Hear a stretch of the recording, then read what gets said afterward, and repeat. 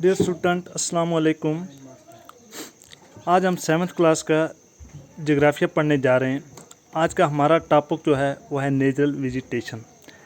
देखो बच्चों, जैसा कि हम पिछले इसी लेसन में पढ़ चुके हैं कि नेचुरल वेजिटेशन क्या हुआ, तो आज हम इसके आखिर पर जो क्वेश्चन है वो करेंगे।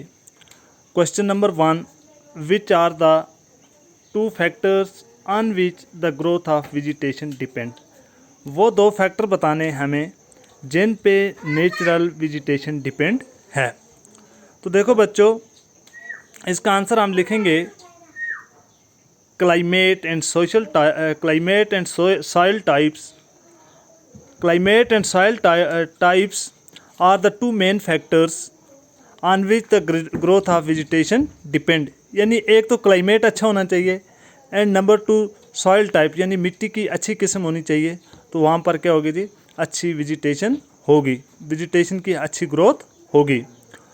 तो इसका हम लिखेंगे climate and soil are the 2 main factors on which the growth of vegetation depend. Question number 2, name the 3 broad categories of natural vegetation. Natural vegetation जो है इसकी 3 ब्रॉड कैटेगरीज जो हैं वो दिखानी है। तो देखो बच्चों, इसका आंसर लिखेंगे हम forests, grasslands and shrubs are the 3 broad categories of the natural vegetation। Forest आप समझते हैं जंगलात वगैरह, ग्रासलैंड्स हो गया वो जगह जहाँ पर घास वगैरह सरसब्ज पास्चर्स वगैरह होती हैं, एंड श्रब्स और सब्ज पत्तों वाली झाड़ियाँ जो होती हैं, ये 3 किस्म की किसकी are the 3 broad categories of the natural vegetation. Forest, grassland and shrubs are the 3 broad categories of the natural vegetation.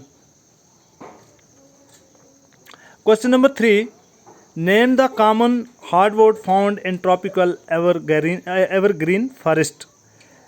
Tropical वो कॉमन हार्डवुड वाले दरख्त हमें बताने हैं, ट्रीज दिखाने हैं जो ट्रॉपिकल एवरग्रीन फॉरेस्ट में पाए जाते हैं। Rosewood and ebony are the 2 hardwood trees found in tropical evergreen forest.